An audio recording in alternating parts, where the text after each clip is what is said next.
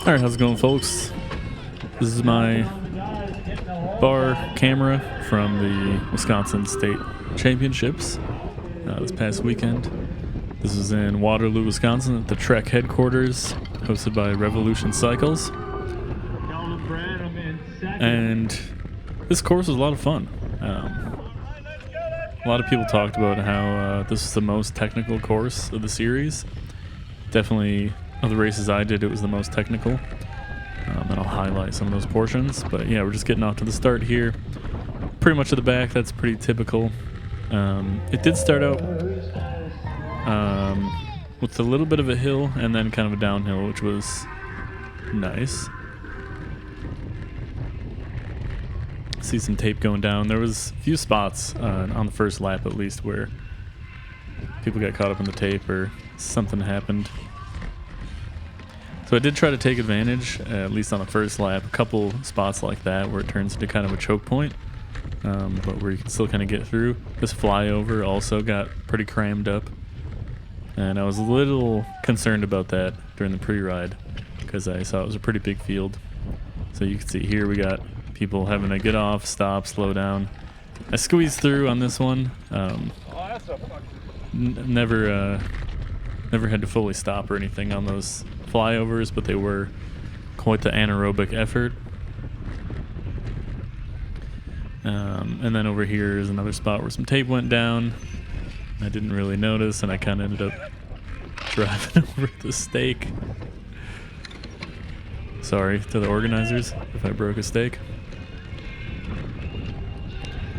Another cool thing about this one is that it zigzagged back on itself kind of a lot, which when you're walking around, it actually made it a little bit difficult to know where the traffic was coming from, so you kind of had to look both ways if you're crossing the course. But it was great for spectating because it meant there was pretty much always racing going on around you, even if you just hung out in the same spot, which was cool. And there were a lot of teams present, a lot of tents set up kind of in the interior of the course, which is cool.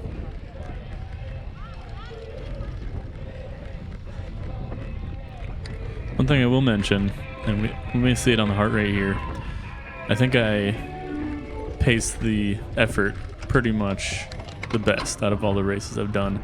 I was going very hard.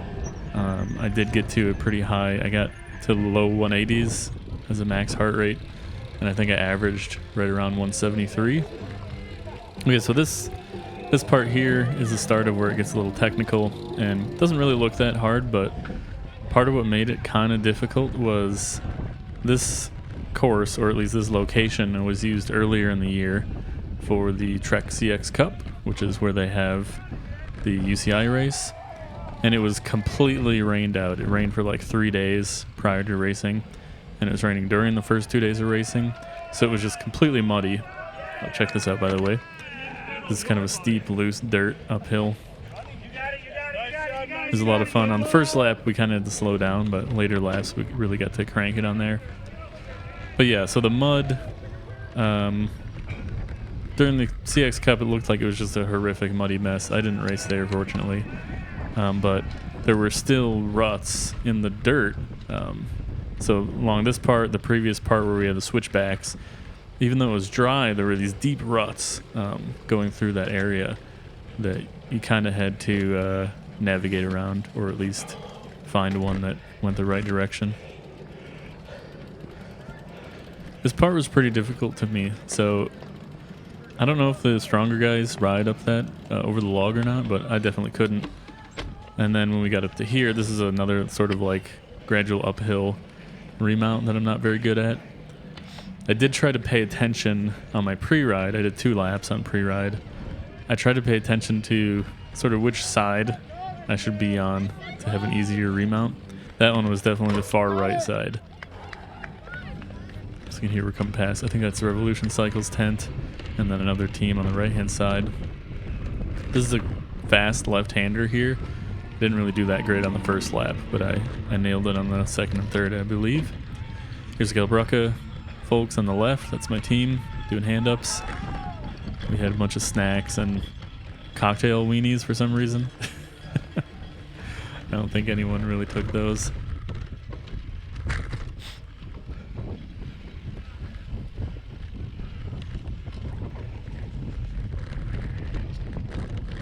So here we come to this left-hander. There were two spots very similar like this, where it kind of came into this low, you know, gradual downhill into a left-hander.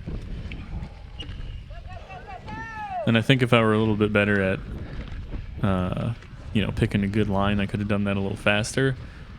But I was mostly focused on not sliding out on the leaves and trying to remember where I was supposed to be to have an easier remount. So that one I stuck to the left side, because not only was it easier to get over the rocks there, but I thought that was the easier spot to remount.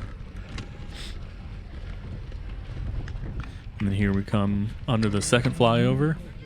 I think the flyovers were both pretty much the same, and neither of them was really steeper than the other from my recollection.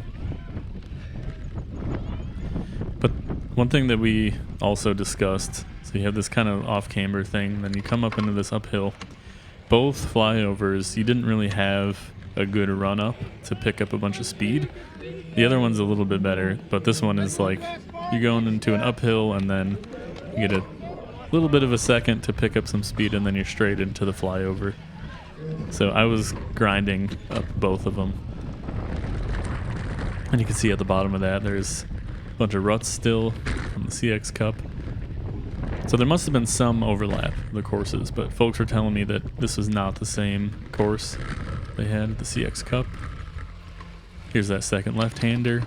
This one was actually a little off camber. I did see some people cutting that, they came in wide and they cut in really sharp to hit that left-hand side. And I think the higher cats rode that. At least I saw a couple people specifically ride that. And I'm not sure if it's here. There was some, yeah, it looks like there. I see some more tape. They changed the course partway through the day and added another section. Didn't really get to see what that looked like. I probably should have walked around more. And then here we had a little bit of loose dirt, and then these rocks that if you go way to the far left, there was a spot that was easy to get through. So that's the spot I took every time. And here's the first spot where you can really pedal. But again, I heard people kind of complaining. I don't know about complaining, but just remarking. Because of all the ruts and stuff, you couldn't really put down the hammer. You kind of had to make sure you get a tight grip on the bars, so you're not about to get bounced out of the course.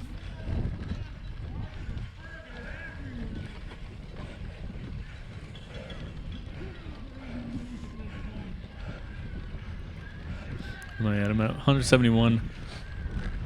I was pushing it pretty hard on this one, and it was pretty cold as well. Wasn't like freezing. I did go bare arms and legs, which was the correct decision. But the cold air in my lungs really was not nice. I was coughing up phlegm for the next day or so. Could have also been they'd started up the bonfire, I believe, so maybe I get a little bit of smoke inhalation going on. I don't know.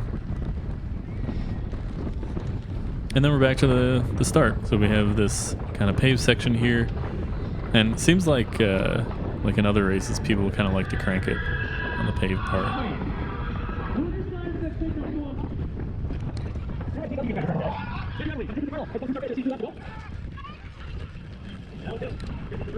One thing about this part, because of the zigzags, I could never remember these left-handers.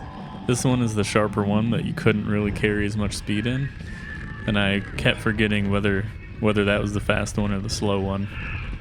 I think I just tried to go into both of them fast, and I ended up just not getting a good line on this one because of that.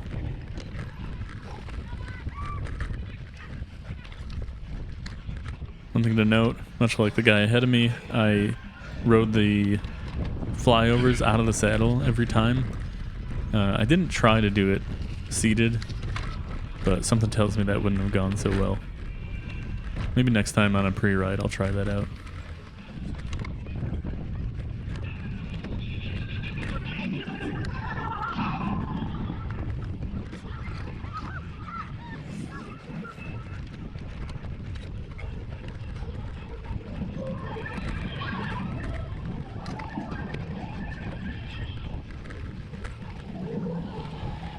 Yeah, this part, a lot of people took really slow.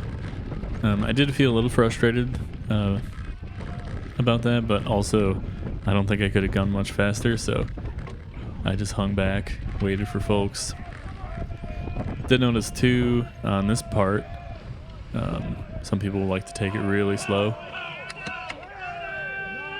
Definitely made it more technical, going pretty slow.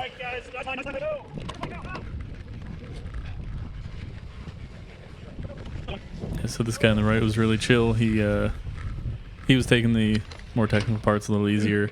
I think he walked that one every time. And we kind of switched places back and forth here and there in the race as a result of that.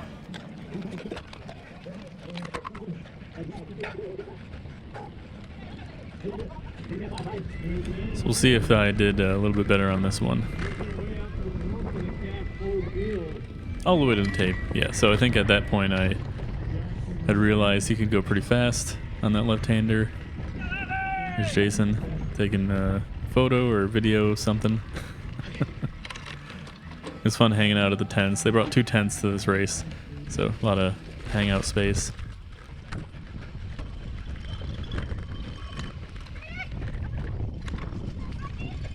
So yeah, this one, with those logs, I feel like I probably, given enough practice time, I could have figured out a way to ride that.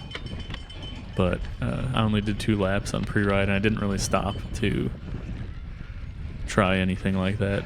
Maybe that's a good goal for next year, is to practice doing things like that.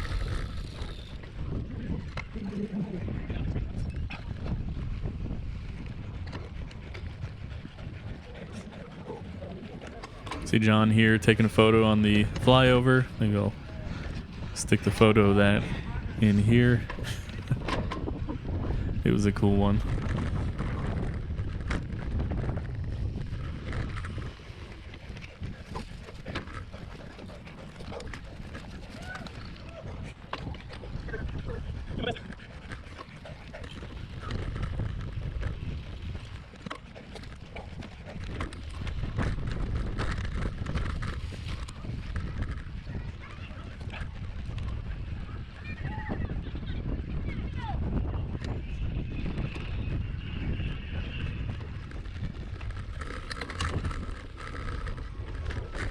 So I don't know if it comes out on the GoPro. You can say I slid out there a little bit on the finish as well. So there's those 2 right-handers there that for some reason,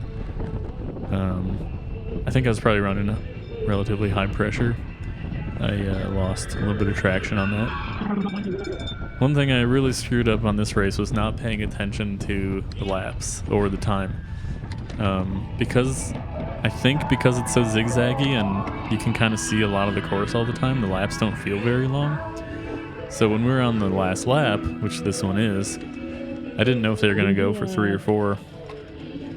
And I didn't really realize that we were on the last lap until I saw the people around me kind of really start to put in a lot of effort right at the end.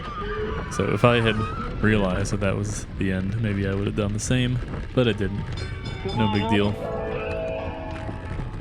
So I gotta make sure I pay attention to the bell. Look at that line, by the way. This one I did it great. I'm carrying so much speed into this. For me, at least, that's a lot of speed. So this race was unique, too, for me in that I was pretty much in the race the whole time, as a matter of saying. Just there were people around me. I didn't get spit out the back immediately and ride the whole thing on my own, which was cool. I don't know if that's because I'm getting faster or there were more people here, so maybe there's more people who are my speed. But yeah, that was cool to actually feel like you're kind of in the race.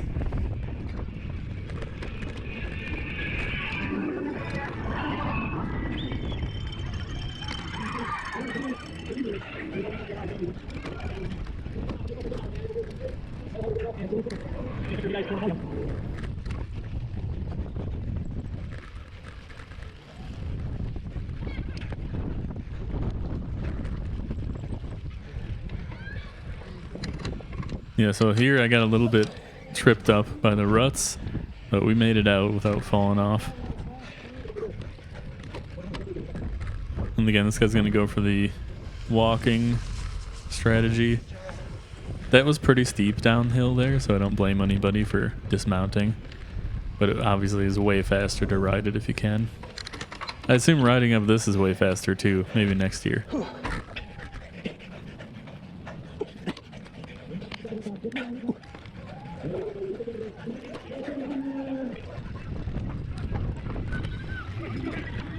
And I think we're getting lapped here. So the Cat 4s are starting to come by. There's the cocktail wiener hand up. The infamous cocktail wiener hand up, you might say.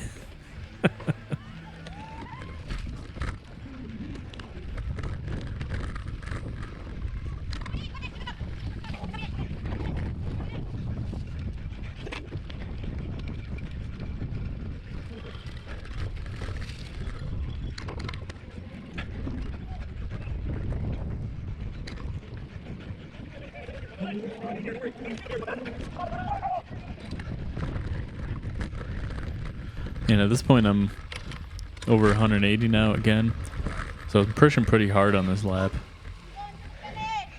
Here's Uriah. I think people probably rode this too, the Try Hard guys. Every time I looked at it, it looked so tall. I can't imagine getting a bike up over that.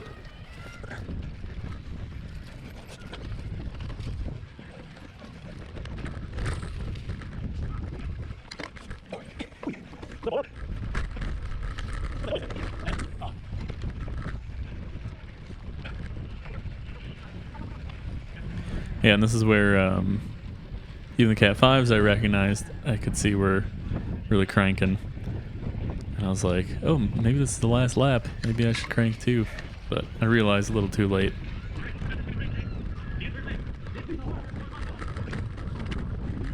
And there we go on to the finish. So yeah, this was a really fun race. Like I said, the most technical of my races, and folks said of the series. If you make it out to any of them, definitely make it out to this one. It was a ton of fun. And that's the last race of the series and of the year. So looking forward to next year. Had to get my fitness up. Maybe I'll do some videos about that, but for now, thanks for watching.